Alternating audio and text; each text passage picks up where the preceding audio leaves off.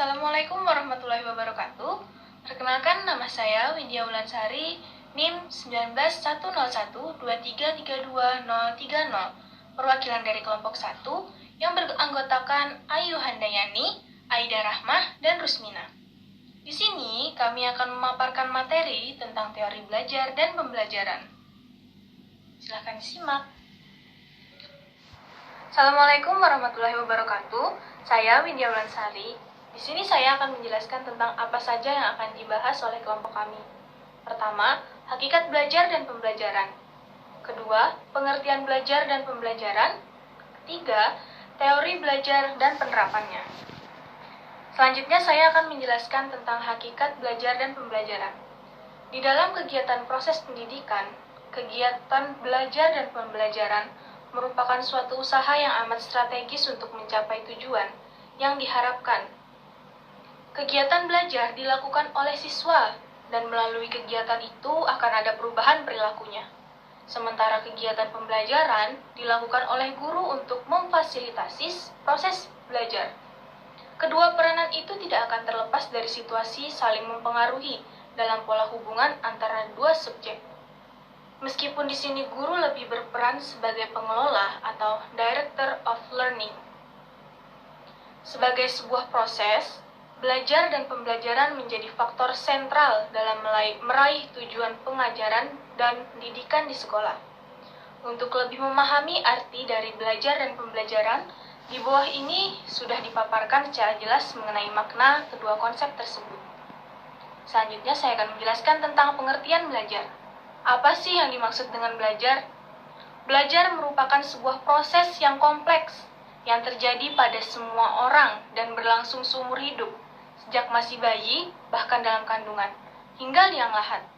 Salah satu petanda bahwa seseorang telah belajar adalah adanya perubahan tingkah laku dalam dirinya.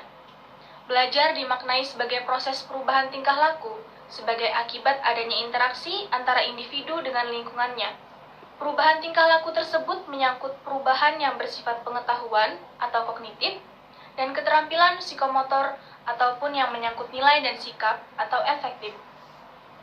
Tingkah laku yang dapat diamati disebut dengan behavioral performance, sedangkan yang tidak dapat diamati disebut behavioral tendency.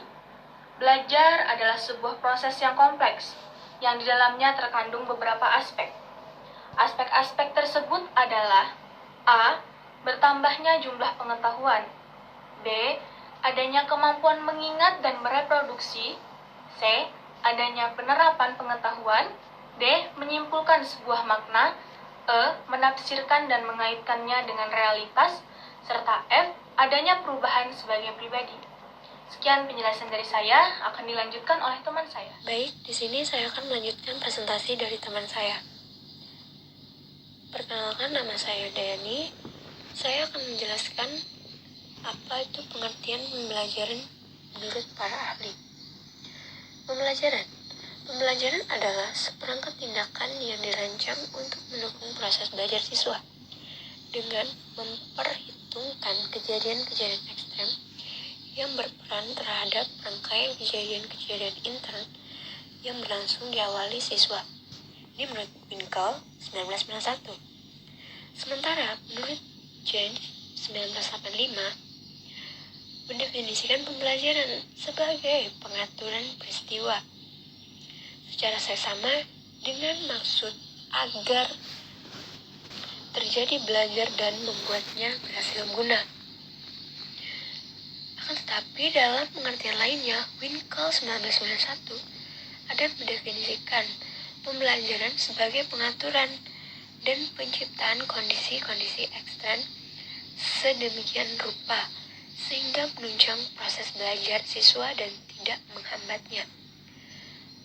Artinya, berdasarkan beberapa pendapat tersebut, dapat kita simpulkan dong bahwa pengertian pembelajaran adalah suatu hubungan interaksi antara peserta didik dengan pendidik yang secara sengaja dikelola untuk memungkinkan ia turut serta dalam tingkah laku tertentu dalam kondisi-kondisi khusus dalam rangka pembentukan pengetahuan peserta didik sikap peserta didik, dan keterampilan prosesnya. Nah, demikian pengertian pembelajaran menurut beberapa ahli dan juga kesimpulan pengertian menurut saya. Selanjutnya akan dilanjutkan oleh teman saya yang lain. Perkenalkan, nama saya Rusmina. Di sini saya ingin menjelaskan tentang teori-teori belajar dan penerapannya.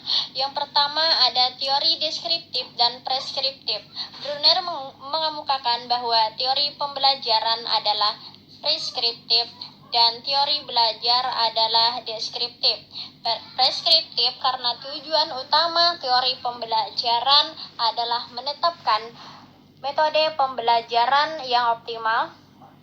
Sedangkan deskriptif karena tujuan utama teori belajar adalah menjelaskan proses belajar. Yang kedua ada teori belajar behavioristik.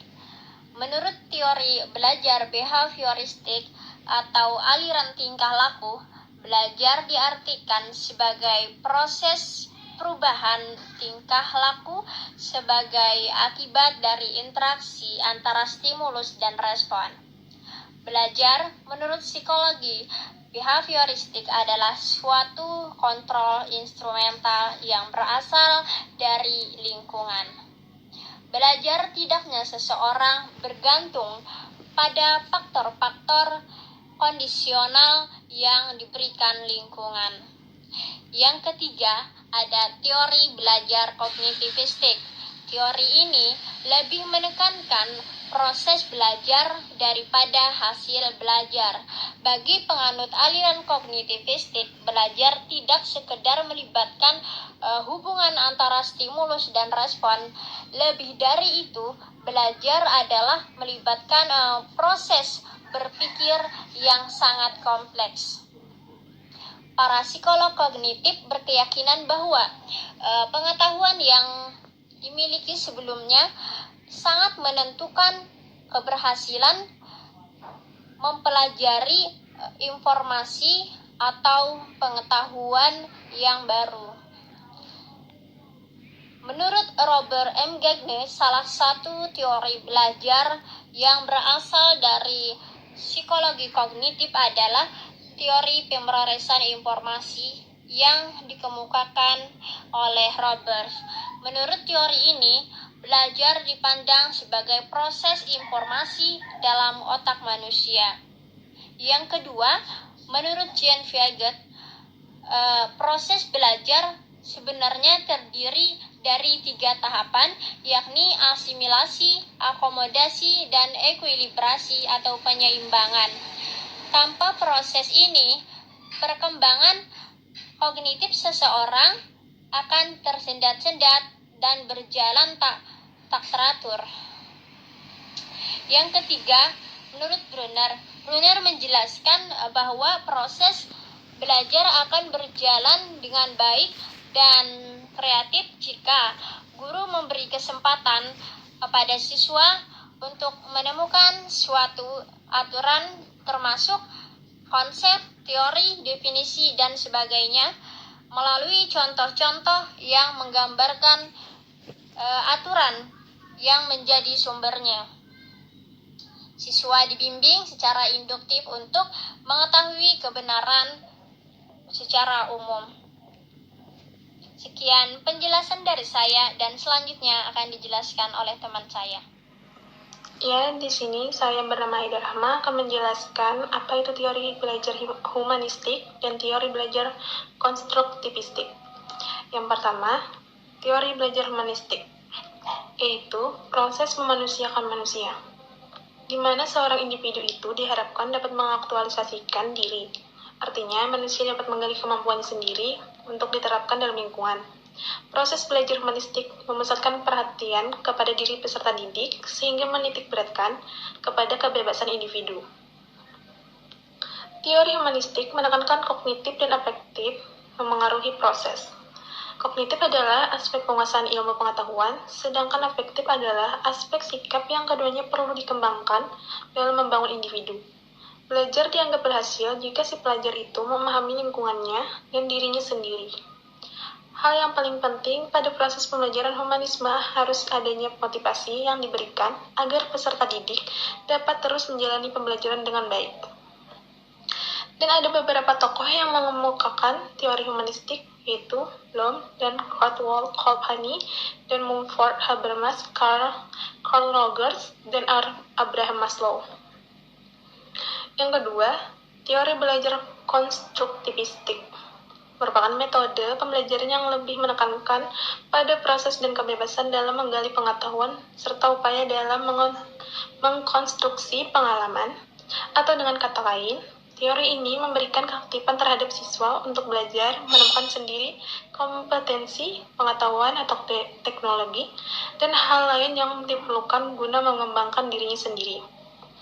Dalam proses belajarnya pun memberi kesempatan kepada siswa untuk mengemukakan gagasannya dengan bahasa sendiri untuk berpikir tentang pengalamannya sehingga siswa lebih kreatif dan imajinatif, serta dapat menciptakan lingkungan belajar yang kondusif.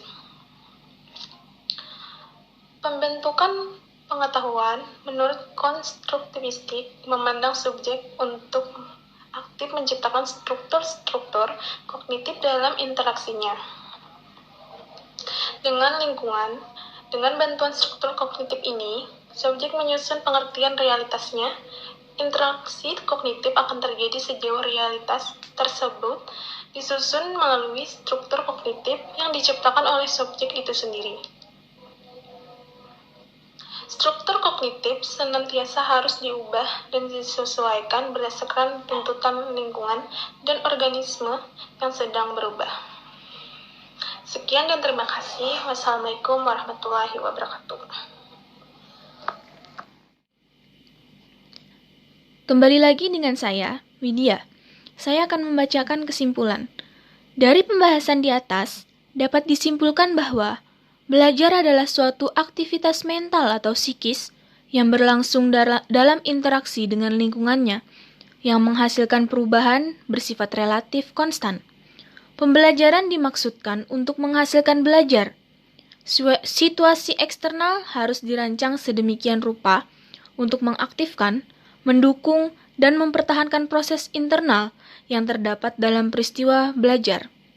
Sedangkan teori belajar dan pembelajaran merupakan landasan terjadinya sesuatu proses belajar yang menuntut terbentuknya kondisi untuk belajar.